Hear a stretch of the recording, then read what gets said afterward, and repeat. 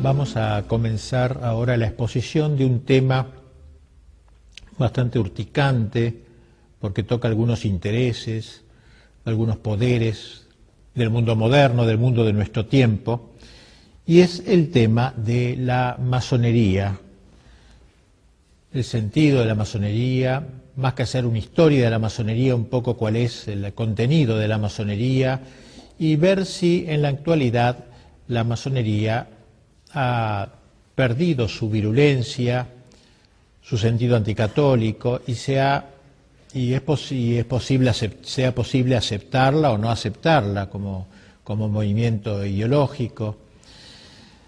Me voy a basar sobre todo en lo que me parece el mejor estudio logrado sobre la masonería, y es una encíclica, una gran encíclica que publicó el Papa León XIII hace ya más de un siglo, que se llama Humanum Genus.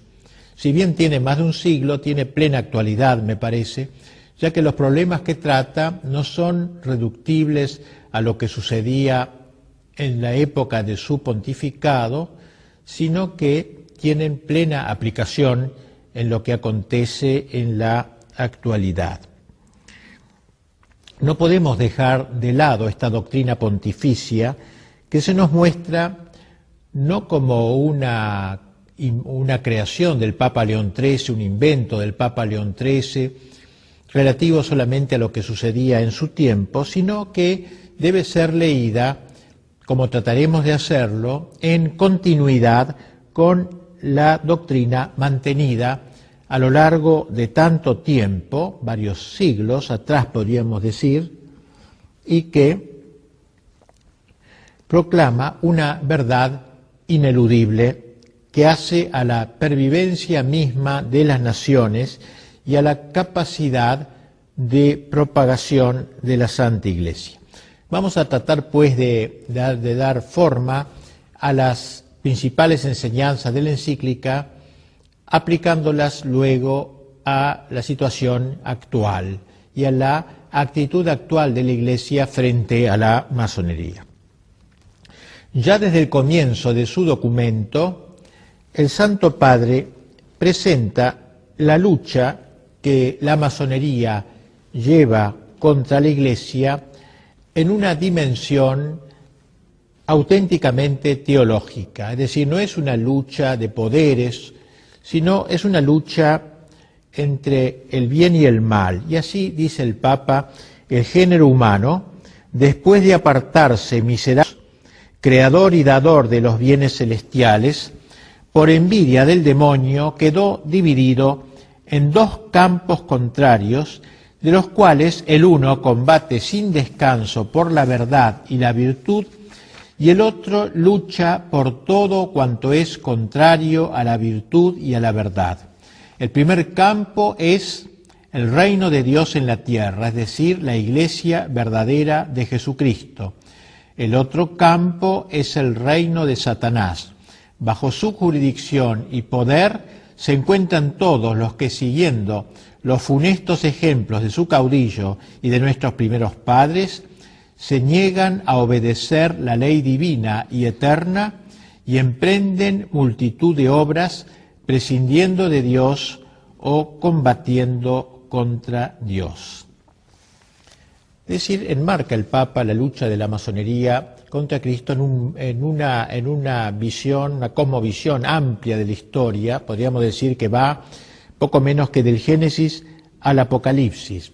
Y en ese sentido entronca su enseñanza con la doctrina de San Agustín, que expresó sobre todo en su gran obra de Civitate Dei, de la ciudad de Dios, donde habla de esta secular lucha que marca la historia, que da una explicación de la historia a la luz teológica, como si dijéramos que mira la historia desde los ojos de Dios, no desde los ojos miopes nuestros que ven con pocos alcances. En cambio, el Papa tiene esa visión, San Agustín tiene esa visión genérica y grande de la historia, donde presenta todo el acontecer histórico, el devenir histórico, como la expresión de una de un enfrentamiento de dos ciudades, la ciudad de Dios, que da el título a su libro de Civitate Dei, y la ciudad del mundo, que se manifiestan con leyes contrarias y aficiones contrarias, compendiándose con sutil brevedad sus respectivas causas eficientes en estas palabras del santo doctor y obispo de Hipona San Agustín. Dice, en el texto central de Civitate Dei, dice San Agustín: dos amores edificaron dos ciudades, el amor de sí mismo hasta el desprecio de Dios edificó la ciudad terrena, el amor de Dios hasta el desprecio de sí mismo la ciudad celestial. Es decir, dos amores que explican este enfrentamiento, el amor de Dios y el amor del hombre. El amor de Dios, considerado como el primado, al cual se ordena todo el resto de la creación, el hombre incluido, y el amor del hombre, con mayúscula, el hombre endiosado, autoendiosado, que se eleva, consintiendo en cierta manera a la tentación paradisíaca: seréis como dioses, que Satanás dirigió a nuestros primeros padres. Por eso decíamos que su visión abarca todo el tiempo que corre desde el Génesis hasta el Apocalipsis. Es natural que San Agustín, al presentarnos este gran proyecto, esta gran visión teológica con ojos divinos, ojos de águila, de toda la historia, sus análisis concretos no podían rebasar la época en que vivió. San Agustín murió en el siglo V y obviamente no pudo explicarnos lo que sucedería después de su muerte, y por eso desde el siglo V, hasta que va explicando desde el Génesis hasta el siglo V, hace un salto hasta el fin de los tiempos, hablando del juicio, del cielo, del infierno, de la gloria, pero claro, deja este bache inconcluso, estos siglos que separan el siglo V del fin de los tiempos, sin escribir. Obviamente él no podía saber lo que iba a pasar luego, pero sí nos ha dejado las claves de interpretación histórica. Gracias a esas claves podemos luego interpretar lo que ha ido sucediendo a lo largo de los siglos. Pero nos interesa ver cómo León XIII, al empezar su encíclica Humanum Genus sobre la masonería, la pone a la luz de esta gran visión agustiniana del enfrentamiento de las dos ciudades. Y así León XIII, luego de haber aludido a ello, añade lo siguiente, dice: durante todos los siglos han estado luchando entre sí con diversas armas y múltiples tácticas, aunque no siempre con el mismo ímpetu y ardor. En nuestros días, todos los que favorecen el campo peor parecen conspirar a una y pelear con la mayor vehemencia bajo la guía y con el auxilio de la masonería, sociedad extensamente dilatada y firmemente constituida por todas partes. No disimulan ya sus propósitos, se levantan con suma audacia contra la majestad de Dios, maquinan abiertamente la ruina de la Santa Iglesia con el propósito de despojar enteramente, si pudiesen, a los pueblos cristianos de los beneficios que le ganó Jesucristo, nuestro Salvador. Es decir, entonces esta lucha agustiniana se extiende a lo largo de todos los siglos han luchado estos dos contendientes con todas sus fuerzas, pero no siempre con el mismo ímpetu y ardor. Y dice cómo todas las fuerzas del mal, todo lo que favorece en el campo peor, dice, parecen conspirar bajo la guía de la masonería. Así que ya ahí nos marca cómo este enfrentamiento de las dos ciudades se encuentra en uno de sus campos, el campo de Dios, la guía de la Iglesia, la guía del Magisterio, la guía de Cristo, y del campo de las fuerzas del mal, la guía del demonio, y en la tierra de la masonería. Así creo que ya desde el principio vemos cómo el Papa enmarca este estudio en una visión teológica y no meramente sociológica, o considerar la masonería simplemente como una asociación más en la historia, sino como una promotora, como una guía de todas las fuerzas que conspiran contra el Evangelio y la evangelización. La base que justifica el juicio condenatorio que de la masonería ha pronunciado el Santo Padre reside, y esto queremos destacarlo fuertemente porque creemos que es lo esencial, reside, digo, en la conexión intrínseca de la masonería con los principios del naturalismo. Dice el Papa, todo su empeño se reduce a traducir en los hechos las teorías del naturalismo. ¿Qué es el naturalismo? Es una corriente moderna, pero que comenzó con mucha claridad a manifestarse en los siglos XVII, pero sobre todo XVIII y parte del XIX, en donde hay una exaltación de la naturaleza del hombre en detrimento del orden sobrenatural. Sabemos nosotros los cristianos que en el mundo hay todo un orden natural, que es el orden de las cosas de la tierra, el orden de las personas que vivimos acá, de la economía, de la política, del arte, de la cultura, todo el orden temporal vive en ese orden natural. Es decir, natural significa que hubiera brotado instintivamente de los hombres tal cual Dios los ha creado en su naturaleza. El hombre por naturaleza tiene que trabajar en economía, tiene que hacer política, preocuparse por el bien común, tiene que trabajar en el arte, la cultura, en fin, todo lo natural, lo que brota naturalmente del hombre. Pero además de eso, los cristianos sabemos que existe un orden sobrenatural, la palabra lo indica, un orden que está por encima de la naturaleza y que es el orden del trascendental, el orden de la trascendencia, el orden gratuito, que Dios no estaba obligado a dar al hombre por ser hombre, sino que lo ha agregado, lo ha añadido en cierta manera. Por eso decimos sobrenatural. Pues bien, el naturalismo es un movimiento que se ha propuesto, digamos así, erradicar de la visión del hombre todo el orden sobrenatural. Que el hombre no crea que no existe más que el orden natural. Y todo llamado a lo sobrenatural es una utopía, una ilusión que debe ser borrada de la faz del hombre de cultura. El hombre que tiene cierta cultura, ciertas luces, el hombre iluminado del iluminismo, no puede creer en la existencia de un orden sobrenatural, solo vale el orden natural. Pues bien, el naturalismo es la doctrina que exalta la naturaleza.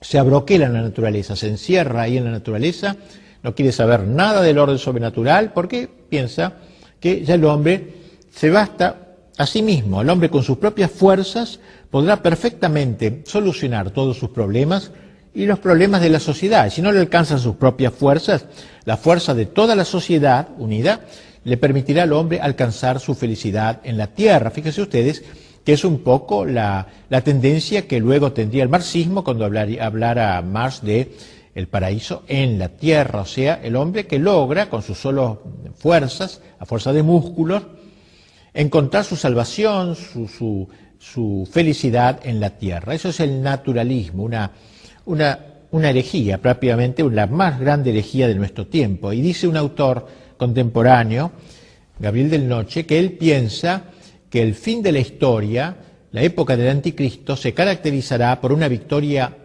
casi general del naturalismo. O sea, el anticristo será una figura política que impondrá la doctrina del naturalismo en todo el mundo, de modo que pocos sean los que van a resistir, como dice el Apocalipsis, un pequeño resto, y casi todo el mundo vivirá a la luz de esta mentalidad naturalista. Pues bien, reitero lo que dice el Papa, todo el empeño de la masonería se reduce a traducir en los hechos las teorías del naturalismo. Ustedes entonces tratar de meter el naturalismo en las almas, en los corazones, en las sociedades, traducir en los hechos, llevar el naturalismo a la práctica, dejar que sea una doctrina teórica o de escritorio y pase a ser una doctrina convocante y que esté en el corazón de los hombres y de las sociedades. Pasa luego el pontífice a señalar los distintos aspectos que caracterizan el naturalismo y se trasuntan en la cosmovisión de la masonería. El principio fundamental de los que profesan el naturalismo, dice el Papa, es que la naturaleza humana y la razón natural del hombre han de ser en todo soberanas absolutas. O sea, no aceptar ninguna soberanía de lo sobrenatural, de lo alto, que no existe. Toda la soberanía está en la razón soberana, la naturaleza soberana. De ahí prosigue el Papa el culto que la masonería rinde a la razón, a las luces de la razón, como lo llama, cerrándose a toda verdad que en una u otra forma pudiera trascenderla, ya que dicha verdad, en el caso de existir, implicaría un menoscabo de su soberanía. Es decir, cerrarse a toda verdad. Las luces de la razón, una palabra muy querida por la masonería, las luces, por eso es el iluminismo, ello es toda una época que marcó la historia y que sigue ahora teniendo una gran importancia. Entonces la masonería rinde a la razón esa gloria, digamos así, y piensa que cualquier aceptación de una verdad que no venga de la razón, por ejemplo, que venga de la revelación, que venga de lo alto, va en menoscabo de la soberanía. Hay una soberanía, hay un señorío de la razón, la diosa razón. Recuerden ustedes que en la Revolución Francesa fue exaltada, que incluso llegó hasta el extremo delirante, tragicómico, de poner en la Catedral de Notre Dame, la Catedral de París, sacar la imagen de la Virgen, Notre Dame, Nuestra Señora, sacarla y poner en su lugar a una prostituta como símbolo de esta razón, frente a la cual los allí presentes incensaban como si fuera una diosa, la diosa razón la llamaron. Decimos que es una expresión estúpida, aberrante, pero que sin embargo muestra esa intencionalidad, digamos así, de destronar lo sobrenatural y entronizar esta nueva diosa, la diosa de la razón soberana, es decir, que no reconoce nada por sobre la razón. Pues el Papa ha dicho con toda claridad, explica esto. Entonces, sigue diciendo el Papa, ante esta actitud implica que no hay lugar ya para la revelación divina y por consiguiente carecen de sentido los dogmas religiosos, porque el dogma precisamente es una verdad que viniendo de lo alto la asume el magisterio de la Iglesia y la propone así como es, como una verdad infalible, porque ha venido justamente de lo alto. Y así, escribe el Papa, no aceptan verdad alguna que no pueda ser alcanzada por la razón humana. Por ejemplo, que la verdad de que Cristo es Dios, digamos así, o la verdad de que Dios es uno y trino, hay un solo Dios y tres personas, la verdad de la Eucaristía, la presencia real de Jesucristo, la transubstanciación, todos esos dogmas, digamos, no caben de ninguna manera porque disminuyen la razón humana, disminuyen al hombre, la soberanía del hombre. Ahora bien, como es oficio de la Iglesia Católica guardar enteramente y en su íntegra pureza no sólo el depósito de la doctrina revelada directamente por Dios, que trasciende infinitamente los logros más elevados de la razón, sino también la autoridad del magisterio y de los demás medios sobrenaturales para la salvación, dice el Papa, de ahí que todo el ataque iracundo de estos adversarios se haya concentrado sobre la Iglesia. Yo quisiera destacar bien esta idea del Papa que me parece muy profundo. La masonería no es ante todo un ataque contra la Iglesia, un deseo de destruir el cristianismo, el catolicismo. La masonería es ante todo un ataque en pro del naturalismo. Esto es lo esencial de la masonería. Pues un masón a lo mejor podrá decir que cree en Dios, etcétera, que cree en el bienestar humano, que cree en la felicidad del hombre, pero no tocarle este tema. Esto es lo central de la masonería, el naturalismo, no luchar contra la Iglesia. Esto segundo. Lucha contra lo revelado, contra lo sobrenatural, y por eso lucha contra esto. Es una consecuencia, lucha contra la Iglesia. Pero no ha nacido la masonería para luchar contra la Iglesia, sino para implantar en el mundo el naturalismo, y eso implica atacar al principal defensor del orden sobrenatural, que es la Iglesia Católica. Ahí se explica mejor el sentido de esta lucha, que como se ve es una lucha teológica, no es una lucha sociológica, política, que se puede explicar por razones temporales, sino que es algo mucho más profundo y más, podríamos decir, no tengamos miedo de decirlo, diabólico, ya que, como lo ha dicho también de algún modo el Papa.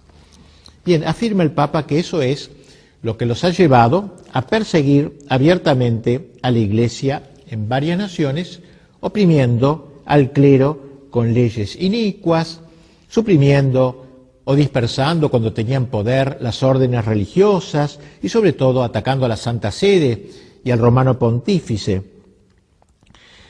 Destaquemos la sutileza, y pienso que esto es muy importante frente a algunas interpretaciones ingenuas quizá de todos estos problemas y de la misma masonería como tal. Digo, la sutileza con que el documento del Papa que estamos comentando, más allá de los episodios anecdóticos, analiza el sentido profundo que se encubre en el ataque de la masonería contra la Iglesia. De lo que se trata en última instancia es, insisto una vez más porque me parece tan fundamental, es del ataque de lo natural en rebelión contra lo sobrenatural, de la razón contra la revelación, o del racionalismo, si se quiere, contra la revelación. Pero el Papa da un paso más. Como la secta, como la llama secta, en su afán libertario, ha declarado la independencia de la razón humana respecto de toda revelación o de todo magisterio que la trascienda, que trascienda la razón, que no esté estrictamente incluida en las coordenadas de la razón, resulta que en la práctica algunos masones optan por aceptar a Dios, creen en Dios o dicen que aceptan a Dios, otros por negarlo, otros tienen de Dios un concepto totalmente erróneo. O sea, no todos los masones dicen Dios no existe de ninguna manera. Una vez destruido o averiado este concepto fundamental de lo que es Dios o de quién es Dios, caen en tierra por falta de sustento no tan solo todo el conjunto de verdades sobrenaturales negadas a priori por los masones, ya que todo lo sobrenatural no existe, sino también las mismas verdades naturales. Y esto es una genialidad del Papa, ¿no? Un poco de acuerdo a aquello que decía Chesterton, que cuando se destruye el orden sobrenatural, se atenta contra el orden natural, porque el orden natural de alguna manera se apoya en el orden sobrenatural. Si yo quito el orden sobrenatural, dejo sin sostén al orden natural. Y entonces dice que los masones, que si bien al principio no negaban el orden natural, por el hecho de negar el orden sobrenatural, acaban por negar, por ejemplo, la creación libre del universo por parte de Dios, algunos masones, o la providencia divina sobre el mundo, o sea, Dios hizo el mundo pero luego lo deja marchar a su arbitrio, o la inmortalidad del alma, como algunos masones niegan, o el premio o castigo en la otra vida.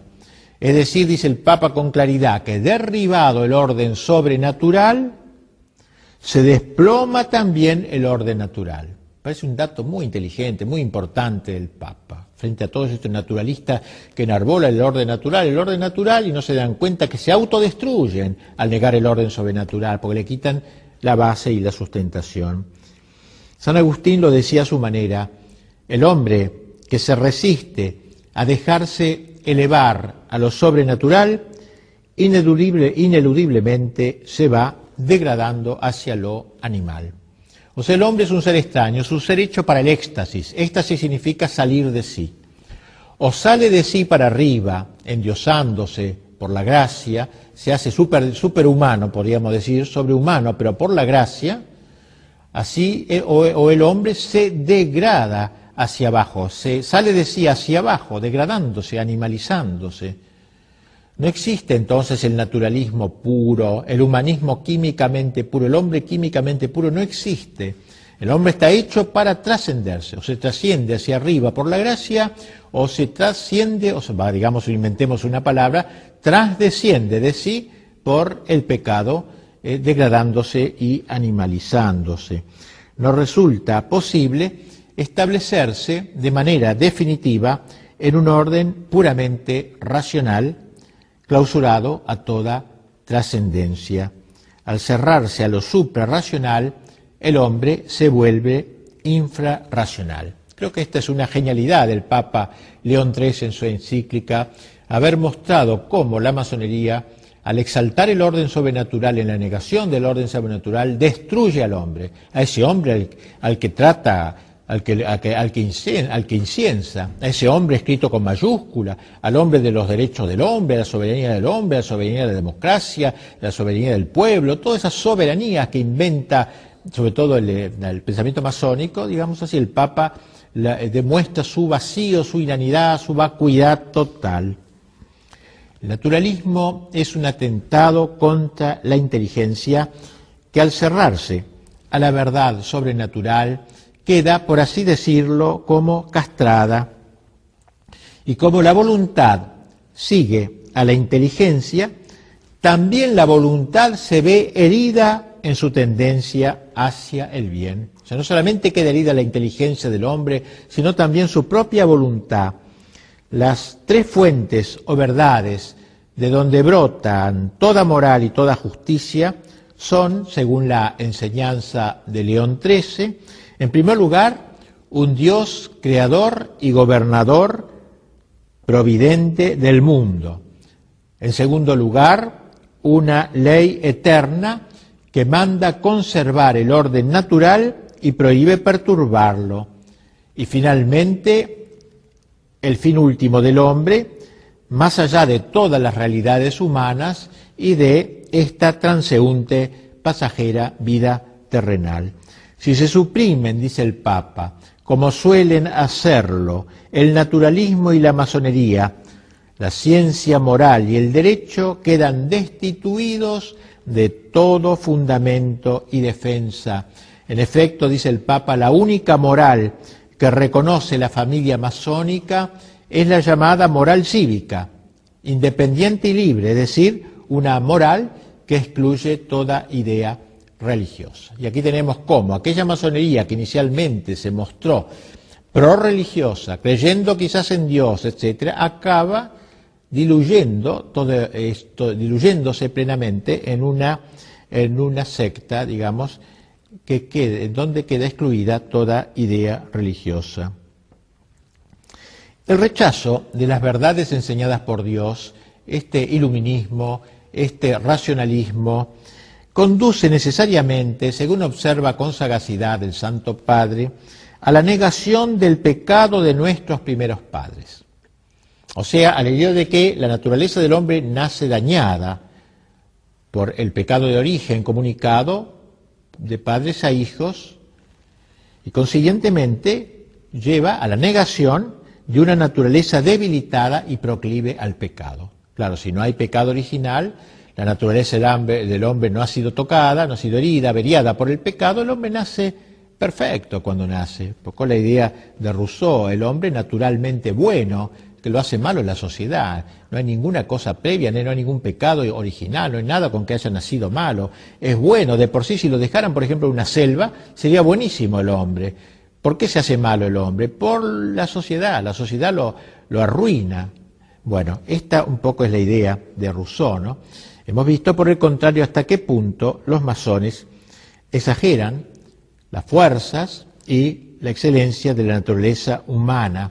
Precisamente porque el hombre no tiene pecado de origen, exageran la fuerza de la justicia humana, poniendo en esta el único principio regulador de la justicia. Ni siquiera se les llega a ocurrir la necesidad de que hay que sofrenar los ímpetus de la naturaleza y sus pasiones desordenadas. O sea, si el hombre ha nacido sin pecado original, sin malos instintos, ¿por qué la necesidad de mortificar las pasiones? Dejemos libre curso a los ímpetus del hombre, a las tendencias del hombre, dejémosle libre curso, porque son sanas, son buenas. De modo que no es necesario adquirir un señorío de sí, como dicen los cristianos, un dominio de sí, fruto de un combate, una lucha interior, un combate prolongado y una constancia muy grande. No existe lucha interior, sino que el hombre de por sí es naturalmente bueno. Se trataría de una nueva y sutil formulación del viejo pelagianismo. ¿Qué era esto? El pelagianismo era una vieja herejía llamada así por su fundador, un tal Pelagio, el cual él y sobre todo sus seguidores sostenían que el hombre podía salvarse con sus propias fuerzas. Es decir, que los cristianos decimos que para salvarnos necesitamos la ayuda de Dios, la ayuda de la gracia. Los pelagianos decían que no, que el hombre se podía salvar y autorredimirse, salvarse solo. Pues bien, podríamos decir que la masonería resucita la vieja idea pelagiana. El hombre, por las solas fuerzas de su voluntad, es capaz de adquirir la rectitud natural, no necesita de la ayuda de Dios. El hombre, a fuerza de músculo, dice, quiero ser bueno y punto, y es bueno y se terminó. Y así entonces, que esta rectitud natural, que para el masón es la única concebible, porque no hay rectitud sobrenatural, la única concebible, así como por la sola fuerza de su razón, puede alcanzar la plenitud de la verdad. O sea, la razón, como no está herida por el pecado, solamente y sin ayuda de revelación puede llegar a la verdad total. Y la voluntad, como tampoco está herida por el pecado, no necesita vencer a las pasiones, sino que ella sola puede llegar a conquistar la felicidad. ¿Ven ustedes a dónde llega el naturalismo, el racionalismo, el naturalismo, cuando se alcanzan sus últimas consecuencias? Sin embargo, como insinuábamos más arriba, una actitud semejante, negatoria de la gracia, en realidad acaba por desembocar no en el santón laico, ese masón honesto, naturalmente honesto, digamos así, honesto burgués, como se ha dicho a veces, que se esperaba, sino en un hombre abiertamente desenfrenado. O sea, en el fondo, si se le deja al hombre seguir los instintos, seguir sus ocurrencias intelectuales, no es como el hombre no es naturalmente bueno, como dicen los masones, sino está tocado por el pecado, ¿no? Entonces acaba en el desenfreno total. Justamente si no hay una lucha interior, si no hay una victoria interior sobre las pasiones, el hombre acaba en un caos, en una Babel interior. Y así dice el Papa, comentando esto, dice, por esto vemos el ofrecimiento público a todos los hombres de innumerables estímulos de las pasiones, periódicos y revistas sin moderación ni vergüenza alguna, obras teatrales extraordinariamente licenciosas. Al obrar así, proceden criminalmente, pero son consecuentes consigo mismos todos los que suprimen la esperanza de los bienes eternos y la reducen a los bienes caducos, hundiéndola en la tierra. Hunden su esperanza en la tierra, linda la fórmula del Papa, ¿no? Hunden su esperanza en la tierra. La esperanza justamente que es hacia el más allá, que es una virtud teologal, que nos hace esperar en Dios, en el cielo, etcétera. Estos señores ponen la esperanza en la tierra, la hunden en la tierra, y esto produce este desenfreno que se muestra en los periódicos, en el cine, en todos lados, ¿no? En donde, pero son consecuentes consigo mismos, dice el Papa, claro, porque si niegan el orden sobrenatural y niegan que el hombre nazca con el pecado original, estas son las consecuencias lógicas de tales pensamientos. Me parece que el Papa desnuda claramente el contenido de la masonería, que se muestra tan caballeresca, tan gentilhombre, etcétera, y muestra como un espantapájaros. Si se le saca, lo que queda en el fondo es dos palos atravesados, no queda nada. El naturalismo doctrinal y moral que inspira todo el quehacer de la masonería tiene consecuencias asimismo en el orden social. Por lo que toca a la sociedad doméstica, la doctrina naturalista reduce el matrimonio a la categoría jurídica de un mero contrato entre un hombre y una mujer, cuyo vínculo, enteramente sujeto a la autoridad civil, es legalmente rescindible según la voluntad de los contrayentes. De ahí como la masonería siempre ha estado a la cabeza de toda lucha a favor del divorcio, precisamente por esto, porque el matrimonio es un contrato libre. Yo ahora lo hago con una mujer o con un hombre determinado, y luego, si dentro de 10 años no me encuentro bien o dentro de 15 días no me encuentro bien, lo rescindo, como cualquier contrato, lo puedo rescindir. Claro, ese es el fundamento del divorcio, que antes no existía y se fue metiendo poco a poco en buena parte, en varios países, por directa instigación de la masonería. Y en lo que atañe a la educación de los hijos, el naturalismo prohíbe enseñarles, o la masonería, cosa alguna como cierta y determinada en materia de religión. No hay que enseñar religión a los chicos. Cada cual, al llegar a la adolescencia, escogerá lo que prefiera. Y así escribe el Papa, los masones están de acuerdo con estos principios. No solamente están de acuerdo, sino que se empeñan, hace ya tiempo, por introducir estos principios en la moral de la vida diaria, lo que hemos dicho, o sea, meter el divorcio en las leyes, en la vida diaria, meter también, quitar la enseñanza religiosa en los colegios, la enseñanza laica, todas estas banderas que han ido sacando los masones por ejemplo en el siglo XIX, casi en un país tras otro, se veía una mentalidad, un grupo mundial que iba dirigiendo las campañas, en ese momento el aborto, la enseñanza laica. En confirmación de lo cual señala el Papa cómo algunos estados ya han introducido, dice el Papa, la ley del divorcio y otros están trabajando para ello. Esto hablaba él en 1880 y pico.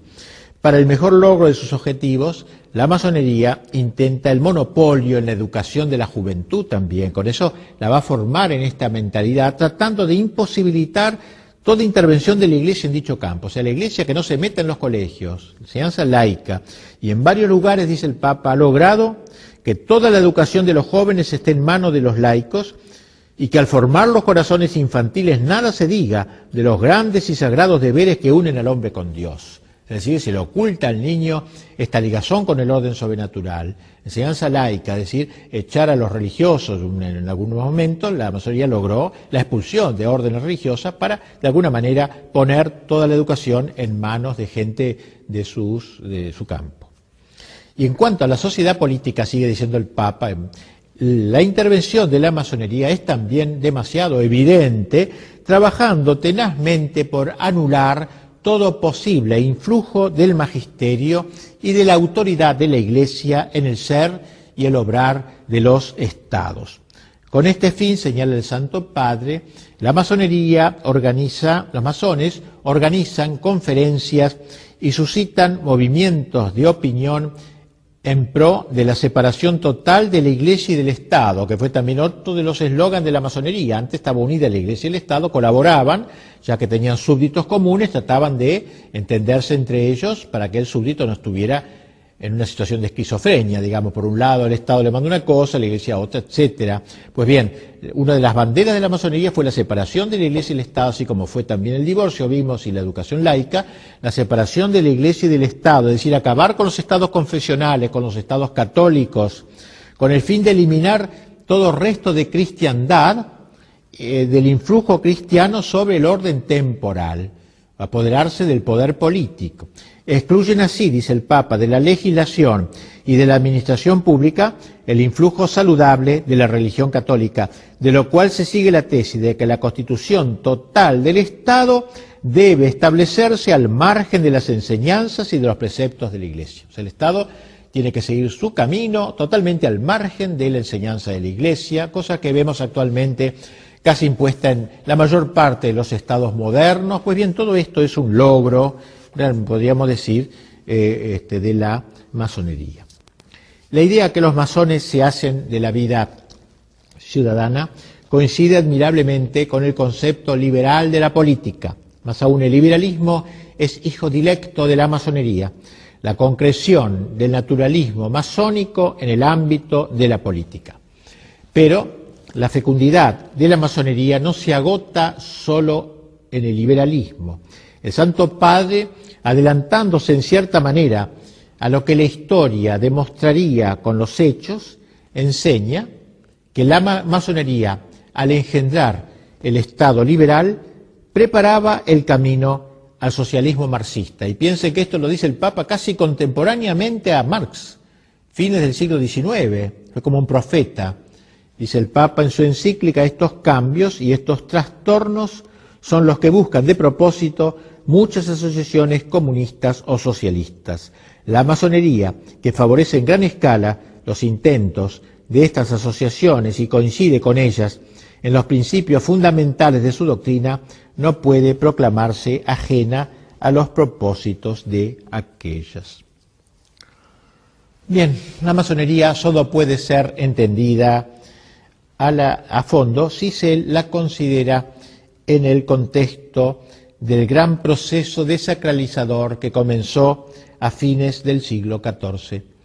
La Edad Media, a pesar de todos sus defectos, logró plasmar la cristiandad. Cristiandad significa la impregnación por parte del Evangelio del orden temporal, de la política, de la cultura, del arte, de la economía, impregnado todo por el espíritu del Evangelio. Esta sociedad, cristiandad, descrita con tanta expresividad por el mismo León XIII en su encíclica Immortale Dei, donde decía al que el Papa, hubo un tiempo, triste la expresión, no, hubo un tiempo como con nostalgia, hubo un tiempo en que la filosofía del Evangelio gobernaba los estados.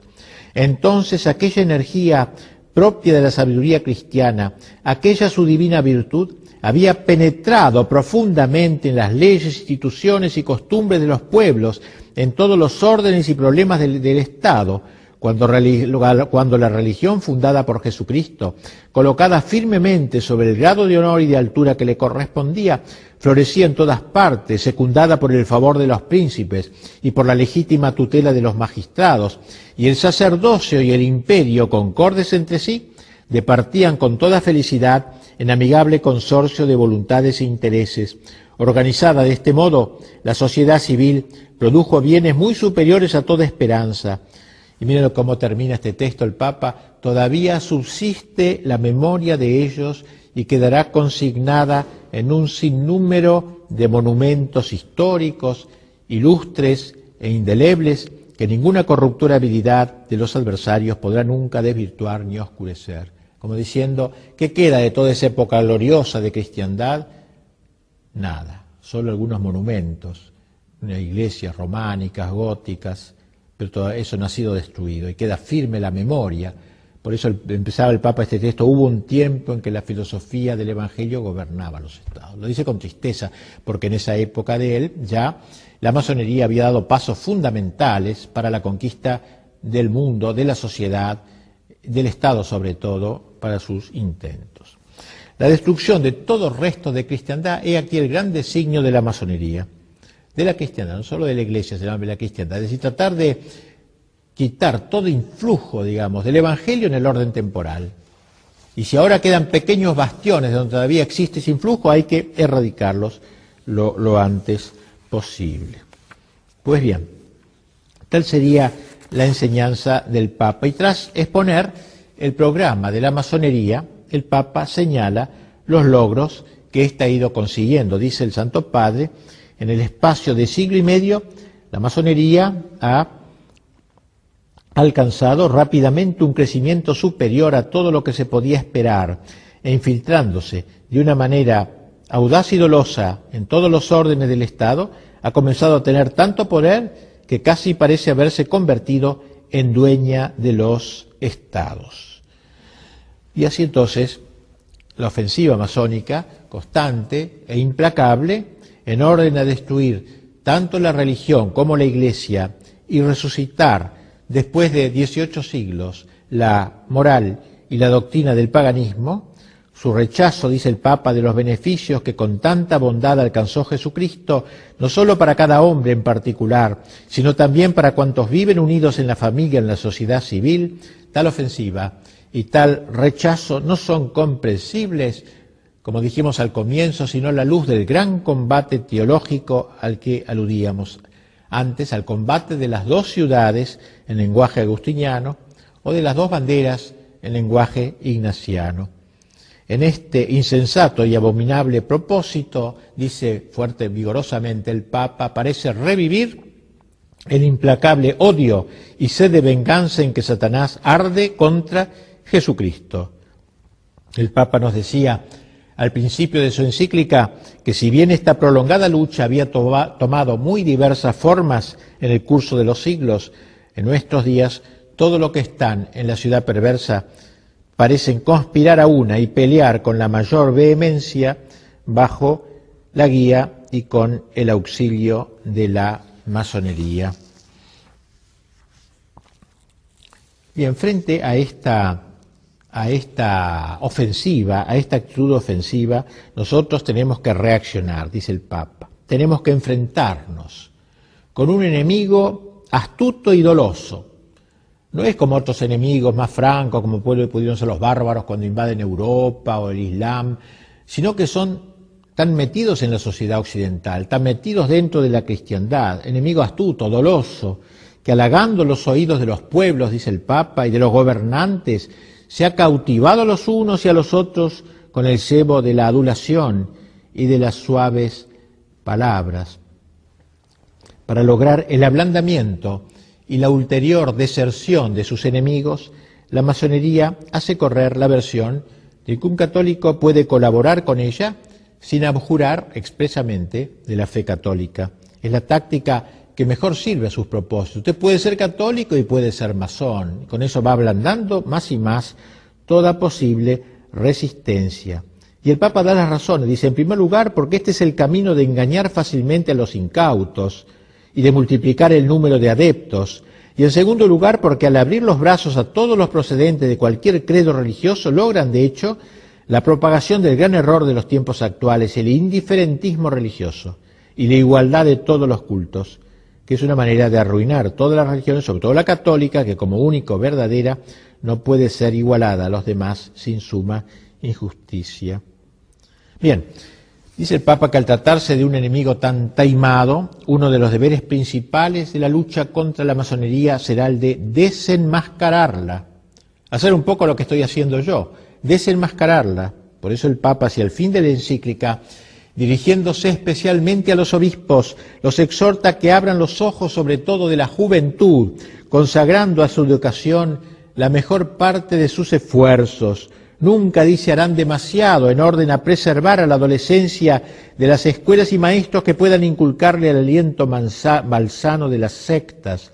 Habrá que incluir en la enseñanza de la doctrina la exposición y la perversidad de la masonería, de modo que todos puedan precaverse de las artimañas que suelen emplear para sus dañados propósitos.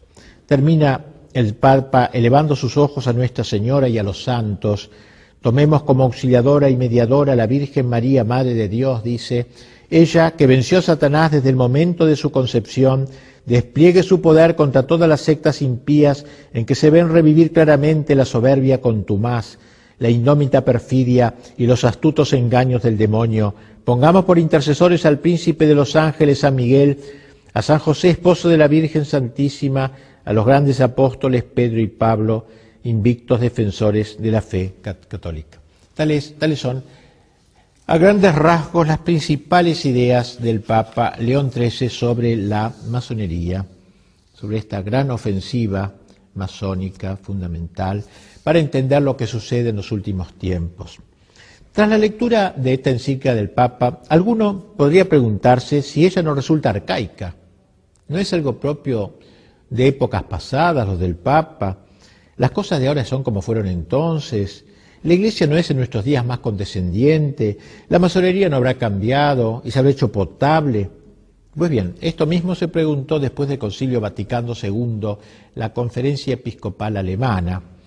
Y así, entre los años 1970 y 1974 y 1980, tuvieron lugar, por su encargo, y en unión con las grandes logias unificadas de Alemania, largas conversaciones entre la Iglesia Católica y la francmasonería de Alemania con el fin de verificar si la posición de la francmasonería se había modificado de modo tal que en adelante fuera posible aceptar la compatibilidad entre la pertenencia a la francmasonería y la pertenencia a la Iglesia.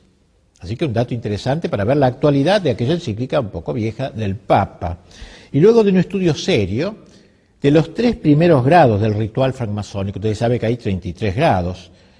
Los 3 primeros grados son los más inocuos, digamos, los más suaves, podríamos decir. La Iglesia encontró en estos 3 primeros grados oposiciones fundamentales e insuperables. Y publicó en 1981 un documento que concluye de la siguiente manera. La francmasonería no ha cambiado en su esencia. La pertenencia a la francmasonería pone en cuestión las bases de la existencia cristiana. El examen profundizado de los rituales masónicos y de las reflexiones fundamentales de la francmasonería, así como la concepción incambiada que la francmasonería tiene de sí misma, dejan en claro lo siguiente, 2 puntos, claramente aquí. La pertenencia a la Iglesia Católica y la pertenencia simultánea a la francmasonería son incompatibles. El párrafo citado es el que concluye un largo análisis que lo fundamenta dando las razones de dicha incompatibilidad. No tenemos tiempo de hacerlo, pero estas razones abarcan, ante todo, el concepto de verdad que tiene la francmasonería, en realidad, ¿no? Un concepto completamente diverso al católico, el concepto de verdad. En segundo lugar, el concepto de religión que hay en la francmasonería, donde todas las religiones, para los masones, no son sino tentativas concurrentes para expresar la verdad de Dios, pero en realidad no puede haber ninguna religión verdadera, única verdadera. Y por eso la masonería impone a sus miembros, para evitar estos problemas, discutir sobre el tema religioso. Dicen los obispos alemanes, el concepto de religión, donde todos los hombres están de acuerdo, implica una concepción relativista de la religión que no es compatible con la convicción fundamental del cristianismo. O sea, para la masonería todas las religiones están de acuerdo, hagamos un conjunto, un cóctel de religiones o una cosa por el estilo. También el concepto de Dios diverge en la francmasonería con la Iglesia. En los rituales masónicos, el concepto del gran arquitecto del universo, como lo llaman a Dios, ocupa un lugar central, y no es una cuestión solamente de nombre. El gran arquitecto del universo es para los masones, dicen los obispos alemanes, un ello neutro, indefinido y abierto a toda comprensión. Cada uno puede imaginar a Dios como quiera, tanto el cristiano como el musulmán, y a negar la existencia de un Dios personal, o sea, el Dios como algo vaporoso, el masón no puede sino contentarse con la sensibilidad religiosa. Frente al gran arquitecto del universo, alejado, en un alejamiento deísta, entonces el Dios católico no puede ser aceptado como tal.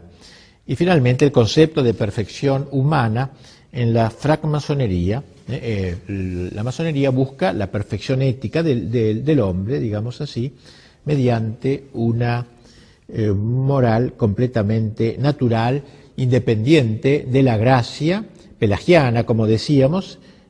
Esta idea se aparta completamente del sentido católico de la justificación del hombre y hace eco a la tentación pelagiana del seréis como dioses paradisíaco. Los 3 grados iniciales de la masonería, al pretender otorgar la iluminación y la victoria sobre la muerte, hacen innecesarias los sacramentos, porque el hombre no necesita de la gracia, ni de la penitencia, ni de la Eucaristía. En fin, otras cosas que serían más largos de desarrollar. Así también, diversos episcopados de aquel tiempo se manifestaron contra la masonería. Otra dificultad que ha aparecido últimamente, en la cual se toman algunas personas para creer que la masonería ahora ya es aceptable y ya ha dejado de ser enemiga de la religión y de la Iglesia, es que hace unos años, unos 15 años, se desató una polémica en torno al canon 2335 del Código de Derecho Canónico vigente hasta el año pasado, donde se golpeaba con la excomunión a quienes se inscribían en las asociaciones masónicas.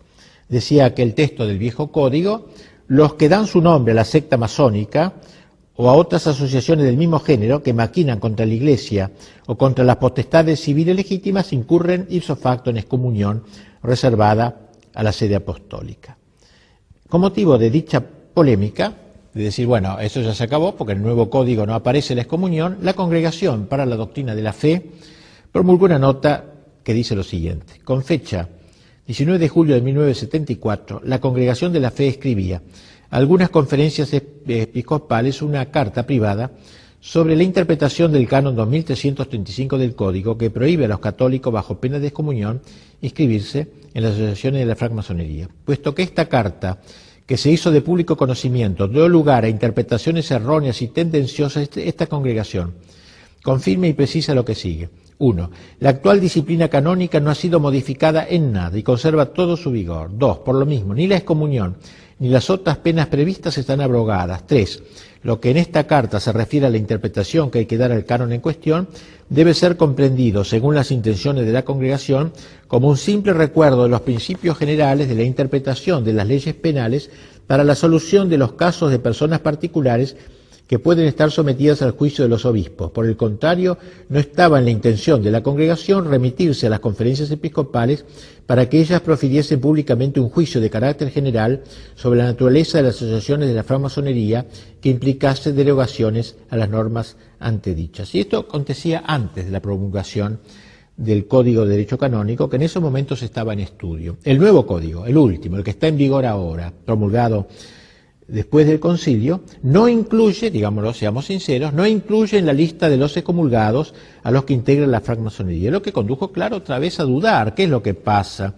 Bueno, la misma congregación sale al paso de esta objeción con un nuevo documento donde dice: se ha presentado la pregunta de si ha cambiado el juicio de la Iglesia respecto de la masonería, ya que el nuevo Código de Derecho no está mencionada expresamente como lo estaba en el Código anterior.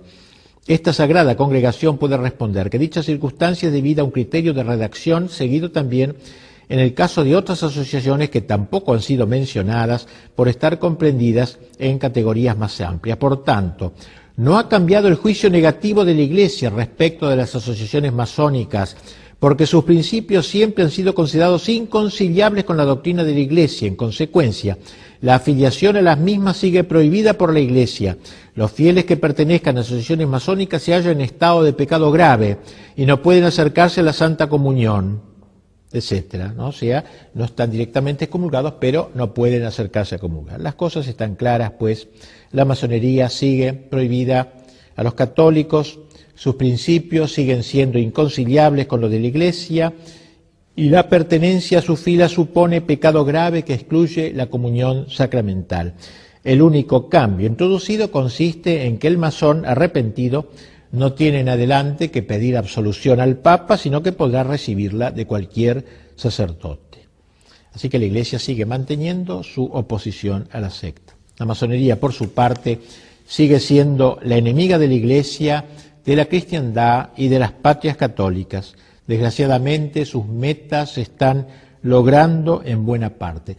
Ya no es necesario estar afiliado a la masonería para profesar los ideales masónicos, naturalistas y laicistas.